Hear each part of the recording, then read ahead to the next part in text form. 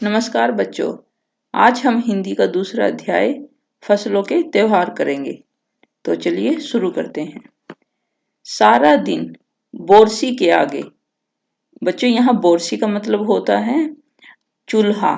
जो मिट्टी का बना हुआ चूल्हा आपने कभी गांव में देखा होगा, उसे बोरसी कहा जाता है। जो कठिन शब्द है वो मैं आपको बताती रहूंगी, और जो क्वेश्चंस हैं वो भी आप बीच बीच में ध्यान दीजिए। बोरसी के आगे बैठकर हाथ तापते हुए गुजर जाता है। कहाँ तो खिचड़ी के समय धूप में गर्माहट की शुरुआत होनी चाहिए, और यहाँ हम सूरज के इंतजार में आस लगाए बैठे हुए हैं। पूरे 10 दिन हो गए, सूरज लापता है। आज सुबह तो रजाई से निकलने की हिम्मत ही नहीं हो रही थी। बाहर देखने से तो समय का अंदाजा बिल्कुल नहीं हो रहा, लेकिन घर में हो रही चहल पहल अब पता चल रही है। रह रहकर कानों में कभी चांपाकल के चलने और पानी के गिरने की आवाज, तो कभी किसी के हाँक लगाने की आवाज आ रही थी। हाँक लगाना बच्चों, जैसे कभी हम किसी को बुलाते हैं, आवाज लगाते हैं, तो उसे हाँक लगाना बोलते हैं। जा भाग के देख केरा के पत्ता आयल की ना। इसका मतलब है कि जाओ जाकर देखो कि केरा का मतलब है केले के पत्ते आए हैं कि नहीं। आज ई लोग के उठे के नहीं के का। आज ये लोग उठेंगे नहीं क्या। बोल जल्दी तैयार होकस। जल्दी से बोलो कि तैयार हो जाए। अब तो उठने में ही भलाई है। नहा धोकर हम सभी एक कमरे में इकट्ठा हुए। दादा और चाचा ने क्या सफेद चकाचक मांड लगी धोती और कुर्ता पहना हुआ था। मांड का मतलब बच्चों आप समझते हो, जिसे आजकल हम इंग्लिश भाषा में स्टार्च बोल देते हैं ना, उसको पहले मांड बोला करते थे।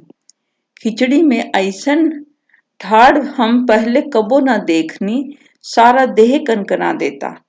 खिचड़ी, यहाँ पर खिचड़ी से मतलब एक्चुअली मकर संक्रांति के त्योहार से है। खिचड़ी में ऐसी ठाड़ मतलब ठंड हमने पहले कभी नहीं देखी। सारा शरीर कांप रहा है। पापा ने कहा, शायद आज धोती में उन्हें ठंड कुछ ज्यादा लग रही है। उन्होंने धोती पहन रखी है तो उसमें उन्हें ठंड ज्यादा लग रही है। सामने मछिया पर खादी की सफेद साड़ी पहने हुई दादी बैठी थी। आज दादी ने अपने बाल धोए हैं। झक सफेद सेमल की रुई जैसे हल्के फुल्के बाल। गौर से देखने पर भी एक काला बाल नजर नहीं आता। बिल्कुल धुली धुली सी लग रही हैं दादी। उनके सामने केले के कुछ पत्ते कतार में रखे हैं, जिस पर तिल, मिठा यानी कि गुड़, चावल आदि के छोटे छोटे ढेर लगे हुए हैं। हमें बारी बारी से उन सभी चीजों को छूने और प्रणाम करने के लिए कहा गया। जब सबने ऐसा कर लिया तो उन सभी चीजों को एक जगह इकट्ठा करके दान दे दिया गया। आज तो अपी दीदिया बुरी फंसी। उन्हें न तो चूड़ा दही ही पसंद है और न ही खिचड़ी, पर आज तो फरमाइशी नाश्ता नहीं मिलेगा। उन्हें दोनों ही चीजें खानी पड़ेंगी। आज खिचड़ी जो है, खिचड़ी खाने के बाद सभी ने गया से आए तिल। बच्चों, यहाँ गया गया बिहार में एक जगह का नाम है। गया से आए तिल, गुड़ और चीनी के तिलकुट को बड़े चाव से खाया। खाते खाते मैं सोच रही थी कि कितनी अलग है ना यह खिचड़ी जो अभी हम मना रहे हैं। स्कूल में हम जो खिचड़ी मनाते थे उसकी अलग ही मस्ती हुआ करती थी। छुट्टी का दिन नाव में बैठकर गंगा नदी की सैर, और फिर टापू पर बालू में दौड़ते हुए पतंग उड़ाना या उड़ाने की कोशिश करना, कितना मजा आता था। इधर हम पतंग उड़ाते थे और वहीं थोड़ी दूर पर गुरुजी, विमला दीदा, आनंद जी, झिलमिट भैया सब मिलकर ईंट से बने चूल्हे पर बड़े बड़े कड़ाहों में खिचड़ी बनाते थे। बच्चे, कड़ाहों होता है जैसे घर में आपने छोटी कढ़ाई देखी होगी ना खाना बनाने की, लेकिन जो बहुत बड़ी होती है उसे कड़ाहों बोल देते हैं। हम भी बीच बीच में अपनी पतंगों को सुस्ताने का मौका देते हुए मटर और प्याज छीलने बैठ जाते।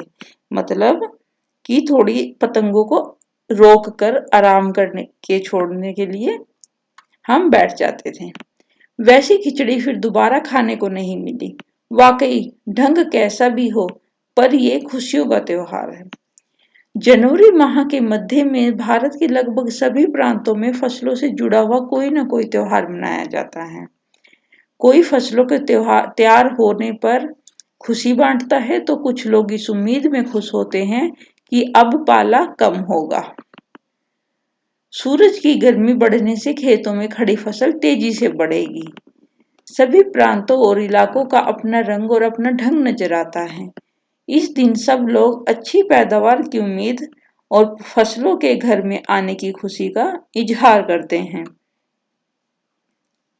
उत्तर प्रदेश, बिहार, मध्य प्रदेश में मकर संक्रांति या तिल संक्रांत, असम में बिहू, केरल में ओणम, तमिलनाडु में पोंगल, पंजाब में लोहड़ी, झारखंड में सरहुल, गुजरात में पतंग का पर्व सभी खेती और फसलों से जुड़े हुए त्योहार है। बच्चों ध्यान देना, आपको ये क्वेश्चन भी आ सकता है कि उत्तर प्रदेश, बिहार, मध्य प्रदेश में मकर संक्रांति या तिल संक्रांत, असम में, केरल, तमिलनाडु, पंजाब, झारखंड, गुजरात, इन सब में इसको क्या नाम दिया गया है इस त्योहार को। तो ये सारे फसलों से जुड़े त्योहार हैं। इन्हें जनवरी से मध्य अप्रैल तक अलग अलग समय मनाया जाता है। झारखंड में सरहुल बड़े जोशो खरोश के साथ मनाया जाता है। 4 दिनों तक इसका जश्न चलता रहता है।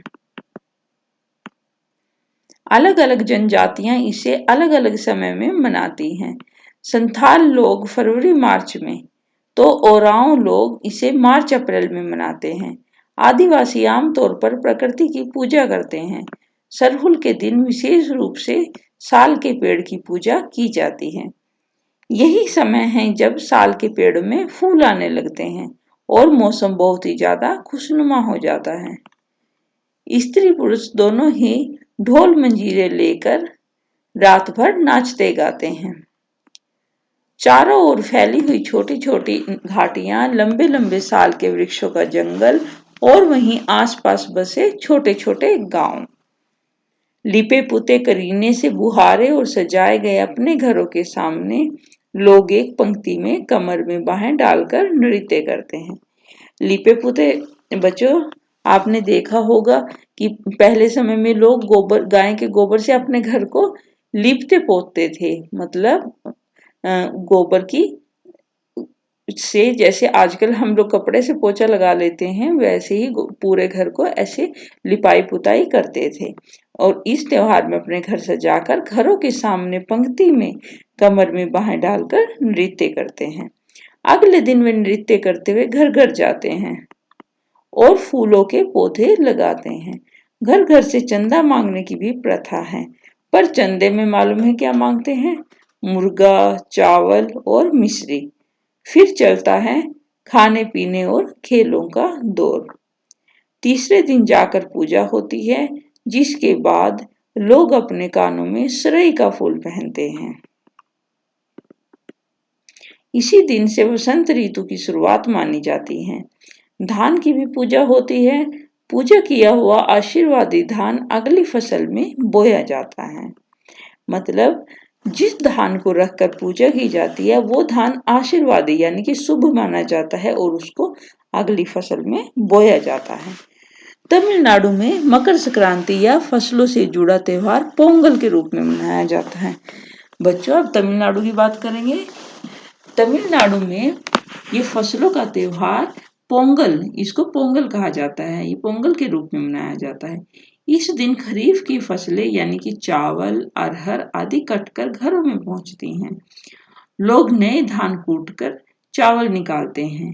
हर घर में मिट्टी का नया मटका लाया जाता है, जिसमें नए चावल, दूध और गुड़ डालकर उसे पकाने के लिए धूप में रख देते हैं। हल्दी शुभ मानी जाती है, इसलिए साबुत हल्दी को मटके के मुंह के चारों ओर बांध देते हैं। यह मटका दिन में 10:30-12 बजे तक धूप में रखा जाता है और जैसे ही दूध में उफान आता है और दूध चावल मटके से बाहर गिरने लगता है तो पोंगला पोंगल पोंगला पोंगल यानी खिचड़ी में उफान आ गया के स्वर सुनाई देते हैं। दूसरी ओर गुजरात में पतंगों के बिना तो मकर संक्रांति का जश्न अधूरा ही माना जाता है। इस दिन आसमान की ओर यदि नजर उठाएं तो शायद हर आकार और रंग रूप की पतंगे आकाश में लहराती हुई मिलेंगी। प्रत्येक गुजराती चाहे वह किसी भी धर्म जाति या आयु का हो पतंग उड़ाता है। हजारों लाखों पतंगों से सूर्य भी ढक सा जाता है। तो देखा बच्चों आपने गुजरात में ये त्योहार यानी मकर संक्रांति का त्योहार किस तरह मनाया जाता है पतंग उड़ा के। कुमाऊं कुमाऊं में मकर संक्रांति को घुघुतिया भी कहते हैं। इस दिन आटे और गुड़ को गूंथकर पकवान बनाए जाते हैं। इन पकवानों को तरह तरह के आकार दिए जाते हैं जैसे डमरू, तलवार, दाड़िम का फूल आदि। पकवान को तलने के बाद एक माला में पिरोया जाता है। माला के बीच में संतरा और गन्ने की गंडेरी पिरोई जाती है। यह काम बच्चे बहुत रुचि और उत्साह के साथ करते हैं। सुबह बच्चों को माला दी जाती है। बहुत ठंड के कारण पक्षी पहाड़ों से चले जाते हैं। उन्हें बुलाने के लिए बच्चे इस माला से पकवान तोड़ तोड़ कर पक्षियों को खिलाते हैं और गाते हैं, कौवा आओ घुघुत आओ, ले कौवा बड़ो, मकई देजा सोने का घड़ो, खा ले पूरी मके देजा सोने की छुरी। इसके साथ ही जिस चीज की कामना हो वह मांगते हैं। है न कितने अलग अलग अंदाज मकर संक्रांति को मनाने के। कहीं दूध चावल और गुड़ की खीर बनती है तो कोई 5 प्रकार के नए अनाज की खिचड़ी बनाता है। कहीं कहीं लोगों का सैलाब नदी में स्नान करने के लिए उमड़ पड़ता है। लोग ठंड से ठिठुरते रहेंगे पर बर्फीले पानी में कम से कम एक डुबकी तो जरूर लगाएंगे। हाल यह होता है कि इन जगह पर तिल रखने की भी जगह नहीं होती। तिल से याद आया, मकर संक्रांति के दिन पानी में तिल डालकर स्नान करना, तिल दान करना, आग में तिल डालना, तिल के पकवान बनाना विशेष महत्व रखता है। तुम्हारे घर या इलाके में इस त्योहार को कैसे मनाया जाता है? इसे खिचड़ी पोंगल, मकर संक्रांति या कुछ और कहा जाता है, या तुम फसलों से जुड़े कोई और त्योहार मनाते हो। यदि तुम आपस में बात करो तो तुम्हें यह जानकर हैरानी होगी कि कई बार एक ही इलाके में रहने वाले लोग भी इस त्योहार को अलग अलग ढंग से मनाते हैं। तो इस प्रकार बच्चों आपने मकर संक्रांति के अलग अलग मनाने के तरीके देखे। अब देखिए इसके अभ्यास के बारे में, अभ्यास जो दिया गया है उसको करते हैं। मौसम का अंदाज, खिचड़ी में ऐसन जाड़ा हम पहले कबो न देखनी। यहाँ तुम खिचड़ी से क्या मतलब निकाल रही हो? बच्चों आप बता सकते हो। मैंने पाठ के बीच में भी बताया कि खिचड़ी से क्या मतलब है। आप इसको जरूर अपनी कॉपी में लिख के देखिए। यहाँ पर खिचड़ी से मतलब मकर संक्रांति से है। क्या कभी ऐसा हो सकता है कि सूरज बिल्कुल ही ना निकले? अगर ऐसा हो तो चारों तरफ अंधेरा छा जाएगा और ठंड बहुत बढ़ जाएगी। सूरज की रोशनी ना मिले तो सब पेड़ पौधे सब कुछ बर्बाद हो जाएंगे। बाहर देखने से समय का अंदाजा क्यों नहीं हो पा रहा था? जिनके पास घड़ी नहीं होती वे समय का अनुमान किस तरह से लगाते हैं? बाहर सूरज नहीं निकला था इसलिए समय का अंदाजा नहीं हो पा रहा था। जिसके पास घड़ी नहीं होती वे समय का अनुमान सूरज को देखकर लगाते हैं। आगे है तुम्हारी जुबान।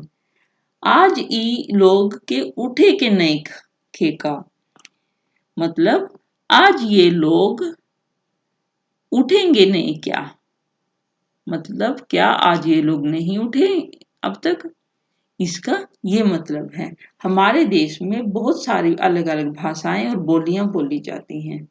तो इस तरीके से ये अपनी वहां की बोली में बोली गई बात है। जा भाग के देख केरा के पत्ता आयल की ना, जाओ भाग के देखो कि केले के पेड़ पर पत्ता आया कि नहीं। इन वाक्यों को अपने घर की भाषा में लिखो। मतलब आपकी जो बोली है ना, इन वाक्यों का आप उसमें लिखो। यानी कि आप जिस जहां भी रहते हैं उसके प्रांत वहां बोली जाने वाली बोली। भारत तेरे रंग अनेक, विविधता हमारे देश की पहचान है। फसलों के त्योहार हमारे देश के विविध रंग रूपों का एक उदाहरण है। नीचे विविधता के कुछ और उदाहरण दिए गए हैं। 5 बच्चों का समूह एक एक उदाहरण ले और उस पर जानकारी इकट्ठी करे। जानकारी चित्र, फोटोग्राफ, कहानी, कविता, सूचना पर सामग्री के रूप में हो सकती है। हर समूह इस जानकारी को कक्षा में प्रस्तुत करे।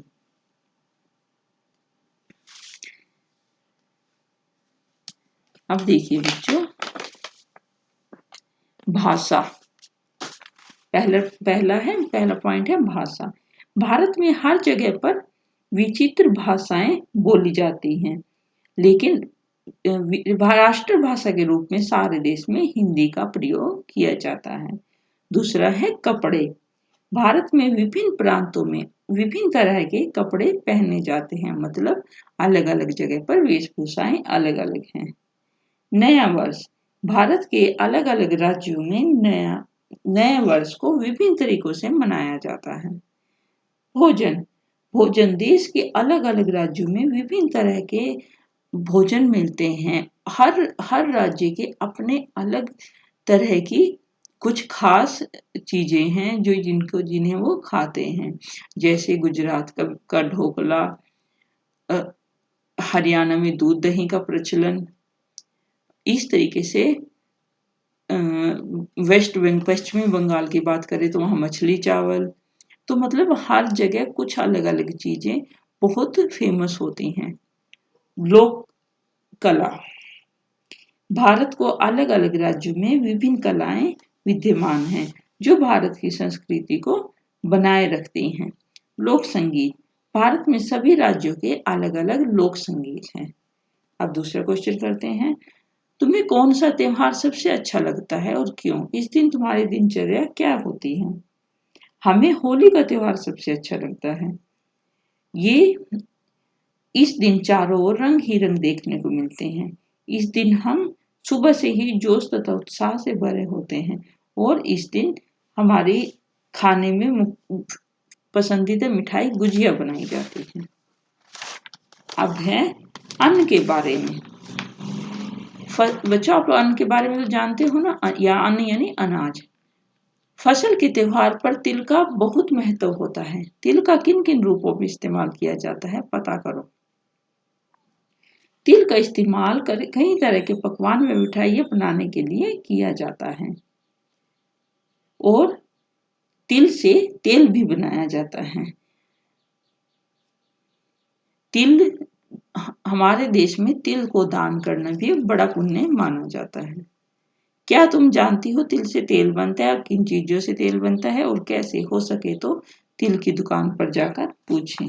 हाँ, मैं जानती हूँ, तिल से तेल बनता है। उसके अलावा सरसों के बीज से भी तेल बनता है। सरसों के बीज को पीस कर उसमें से तेल निकाला जाता है। नारियल से भी तेल बनता है। नारियल को सुखाकर तेल बनाया जाता है।